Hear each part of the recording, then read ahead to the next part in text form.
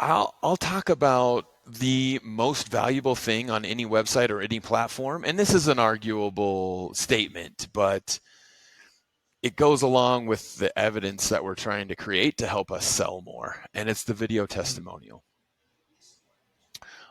I mean, 90% of businesses in the United States don't have a video testimonial, and that's a problem because that person that is looking at your website has this stack of money. And in order to give you that stack of money, they got to get over this feeling of risk that they have. And so, what better piece of content for them to observe or sacrifice their time to watch than somebody who just went through that same process that they're considering going through themselves? Because video doesn't lie. And video really shows that body language, which communicates even more than the words that are coming out of your mouth. But whenever you ask somebody for a video testimonial, this can be very difficult.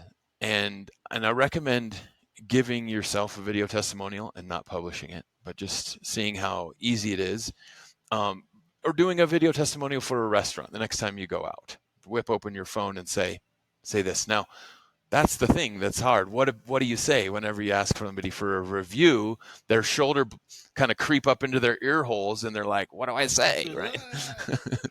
So I've got this great little 3-step video testimonial formula that I'll share with you. It helps anyone to give a great 1-minute testimonial. 2 pieces of bread with meat in the middle. Okay.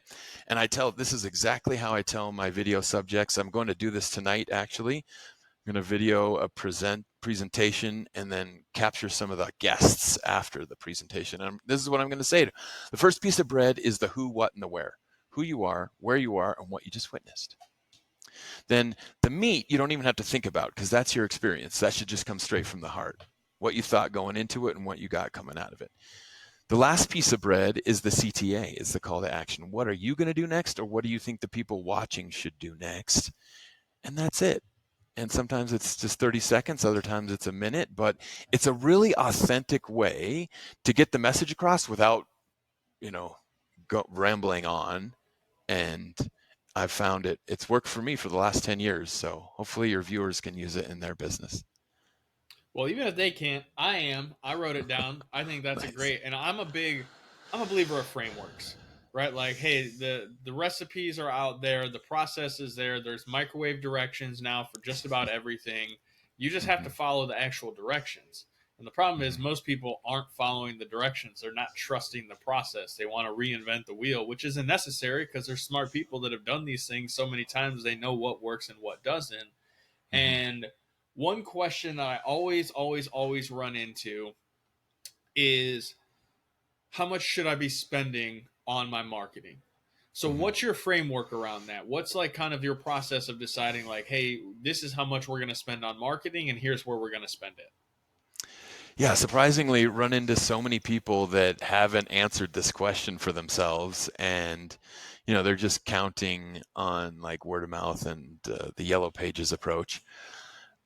But I think any business in America is happy to set aside 10% if they can get back 90.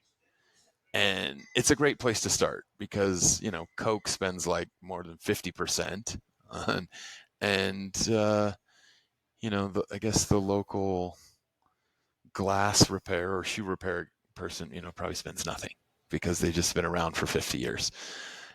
And and I think it's a great measure. Am I winning or am I losing at that 10%? At least it's something, and it lets me get started with. There's a bunch of these marketing tools out there that cost like $35 a month, and if you can find one that helps you, it's not a bad investment. Um, I love yeah.